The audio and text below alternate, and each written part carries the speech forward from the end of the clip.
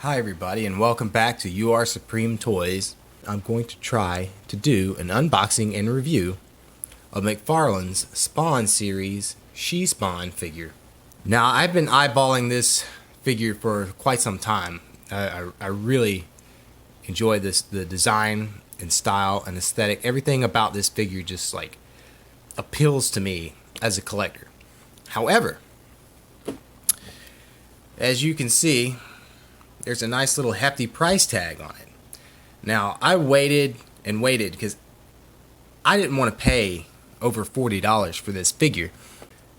But in comparison to other McFarlane collectibles so far, usually they're half that price for this particular scale.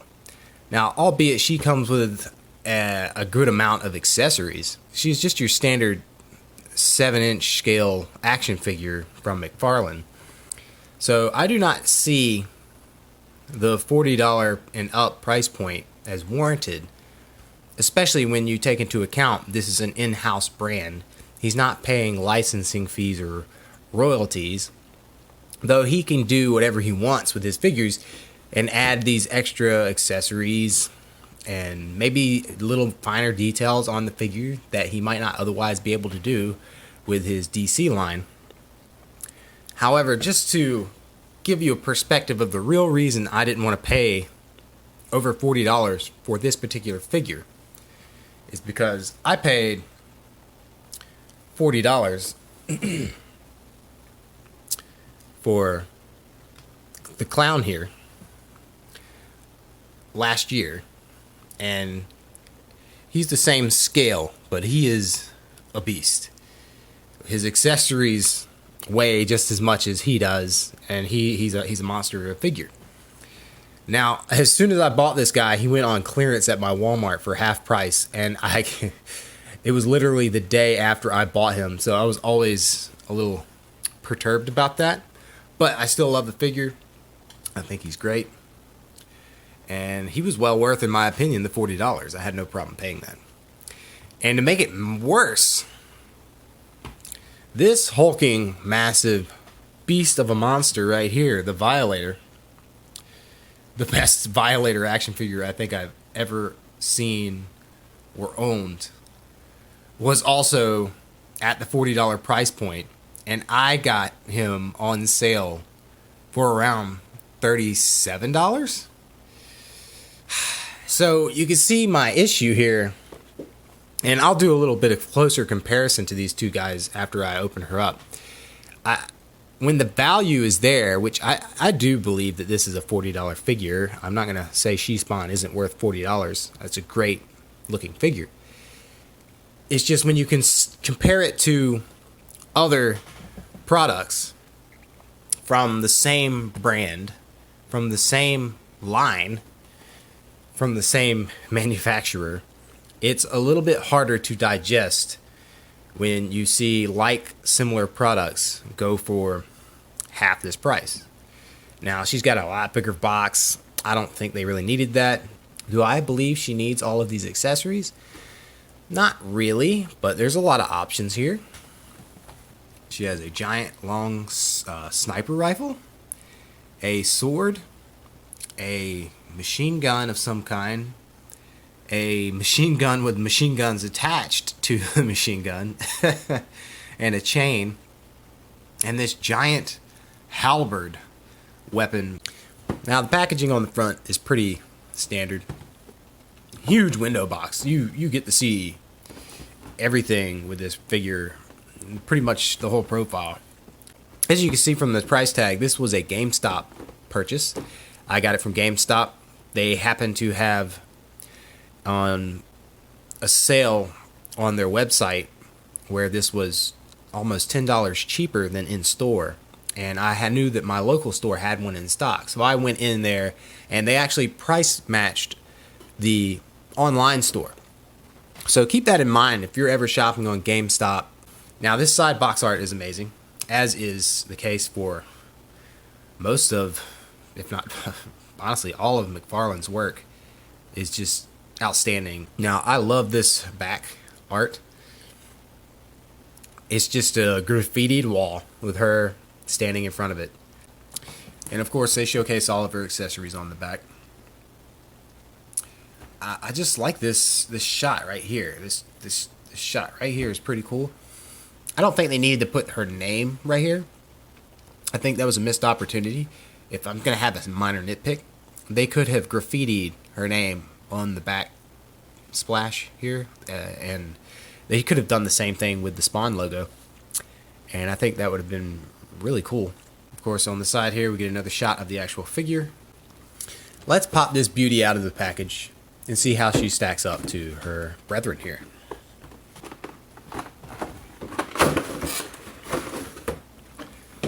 All right.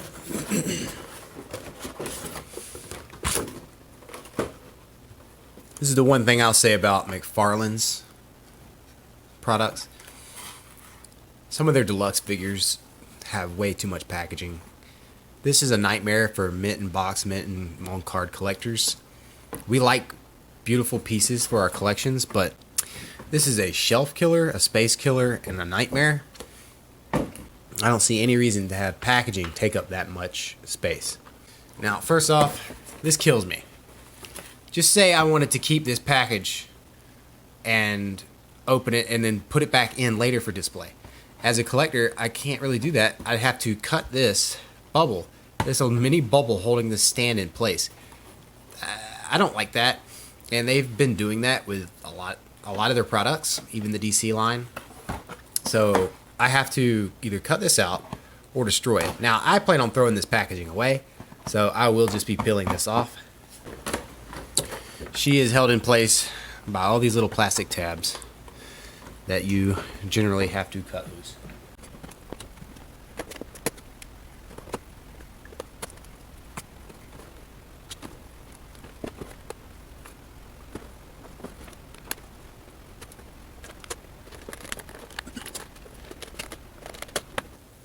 All right, let's go ahead and take a gander at these weapons. Here's the giant halberd. It has this giant mace on the very back, which is very cool. Now, I will say this about this. I don't like that. This halberd is a bit too flimsy, and it's kind of hefty. So I imagine if you had it pose a certain way for a long period of time, it would start to sag and droop and, warp. But as is, right out of the package, it's a pretty cool piece. I would have liked to have seen them make a firmer rubber, but then somebody would be complaining about it being brittle. There's never a happy median between these kinds of things. Here we are with the machine gun with machine guns. It has a chain draped around it, but it's not hooked to anything, so this chain's kind of loose. Wonder if it was just intended to drape. Now, this is a nice medium. It seems a bit more rigid than the halberd. So I don't understand why they couldn't have made the halberd a little bit more solid. Now, it's funny because you have this little Uzi on the side of this giant rifle, and then it appears you have another gun attached to the back. There's 1, 2, 3, 3 different triggers. This is a whole plethora of guns stuck together because there's a pistol on the back. So that's pretty cool. I like that amalgamation of a bunch of different firearms into some crazy weapon. Now, I don't know what to do with this chain. I kind of liked how it was draped around the gun, so I think I'm going to leave it like that. Alright, this sword was just taped in. Some kind of scimitar. Nothing special here. It's just a standard weapon. It's got some looking little skull looking thing on the handguard. Looks like some rat skulls.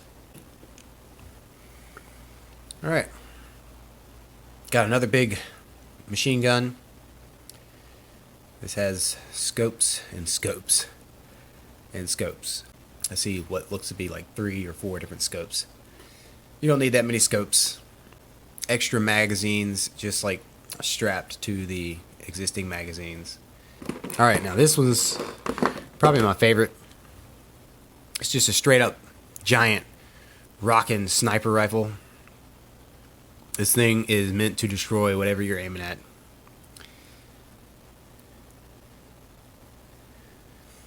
And it's very detailed. I love the red strapping around it.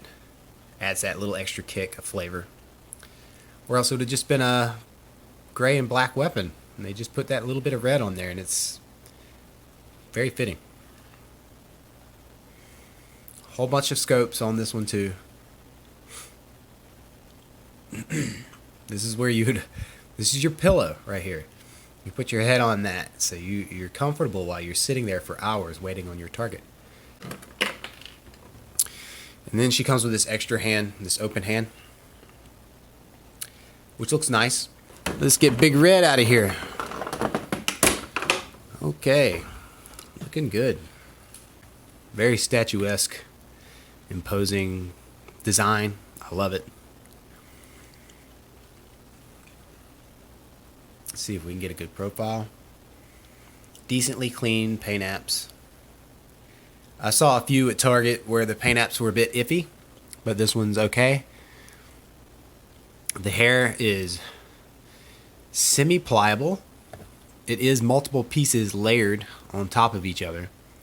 So they glued quite a few pieces on top of one another to make this big mess of hair, which I think this is probably one of the best hair sculpts I've seen in a long time. It looks nice. It flows nice. How does she articulate? I don't know. Let's see. Got the head articulation. The hair actually does not get in the way too much. And they took into account the weight of the hair. So whatever position you move her head to, it's going to stay there. I like that. Like, that's a big issue with like Marvel Legends and other 6-inch lines is these female figures will have such tiny necks, and the hair and the head will be so massive that it'll just, want to kilter and stuff. And she is top heavy. I see some problems potentially having her stand just because of the hair, but the weight of her accessories might offset that. All right, she's got a double waist. Oh, wow, look at that. Double waist articulation, and it's great. Look at that. Oh, wow. That is, wow. That's killer. Look at that. Wow. Oh, I'm loving that. That degree of movement is fantastic. Now, these cuts aren't really the most pleasing because the character is supposed to be a single jumpsuit. However, if you look at it as maybe it's a multi-pieced suit, it won't bother you so much because there are textures. There are some textures on it, so I just look at it as a multi-piece suit, and that doesn't really bother me too much. She has this rubber chain around her waist. It is affixed here. It is glued into position around to here. So it's glued from here to here, around the back of her bottom. I love this coat. This coat is fantastic. Look at the textures. Try to focus in on that. Look at the textures on that jacket. That is phenomenal. The fact that they're able to sculpt that and then capture it into a final figure is amazing. And she has this little bandolier of bullets that's glued to it. She has this skull emblem painted silver. It's like a brooch, sort of. Clasp, I guess it would hold the jacket closed around her neck. And the collar's got spikes on it along the back. I love that. It is glued. There is no, as you can see, it's is glued. It is a separate piece. So like it's not a form-fitting piece. It cuts into the sculpt on the top. Now on this side, she's got this shoulder pauldron with a skull and chain. It is a soft, pliable rubber, very pliable, so it does not hinder her movement in the slightest. She has a bicep swivel, which is not hindered, a double elbow, so she can go all the way to like a kitty pose. Let's see that. She can go meow. That's cool. I love that. And it hides very well because of the black sleeves of this jacket. If it was a brighter color or something, it might have been very noticeable and not appealing, but it's hidden very well from the sculpt. All right, what else has she got going on here? Her wrist articulation. Now, I believe these hands are hinged. Let me check. All right, the hands that are in her arms are not hinged. These are unhinged hands, so they're stuck into position. Whereas this one, I thought it was hinged too, because you could see where they looked like there was cuts for a hinge, but it's not there. It's like they planned to do it, but they cut it last minute. Interesting. So her hands do not have a hinge. Again, this side, look at that. Look at that. Goes up, swivels. Ugh, this is so fantastic. I'm already in love with this figure. It looks great. This, the bottom part is, her buttocks is a soft rubber. So it does not hinder very much with the hip articulation. And that's par of the course for the majority of the McFarlane toys. They have this rubber pelvic region, which is great for keeping the sculpt intact, but giving you that rotation that you desire from your collectibles. Now, she has a internal rotating hip and a hinge and a swivel. So it's 3 points, up, down, left, right, and then a thigh cut inside. Double jointed knees, which you can't get no better than that. This is top grade articulation. Now, this is the one thing I hate about double jointed knees.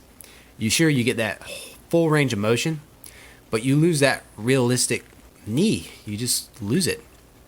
And I wish that there was a way that the engineers could come up with a more aesthetically pleasing double jointed knee. And I know they can't.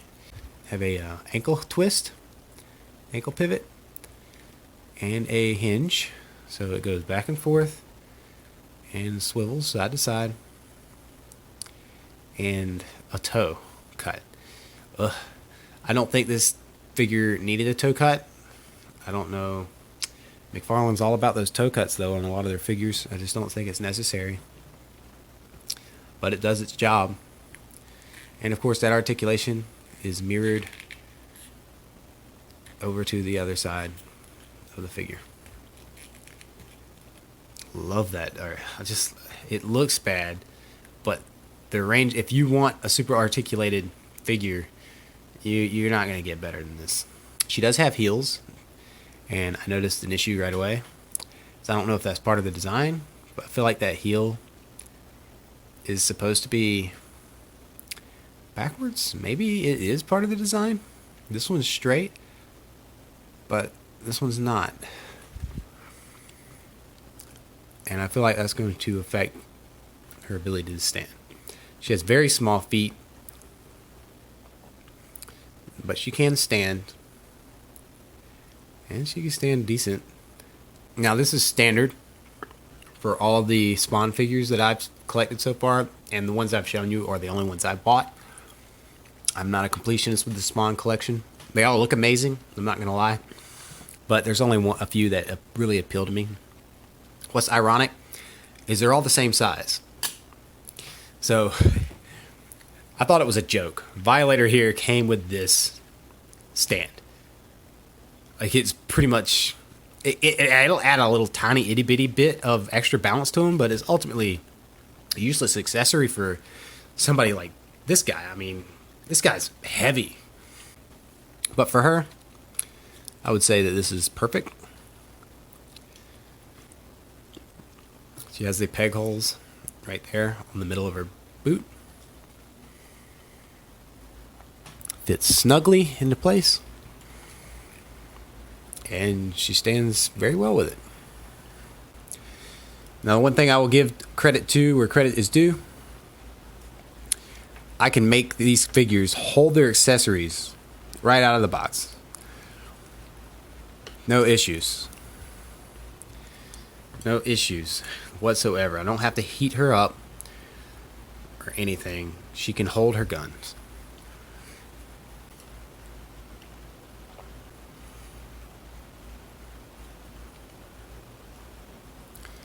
Yep. No issues getting her to hold her weapons, except for how to hold her weapons.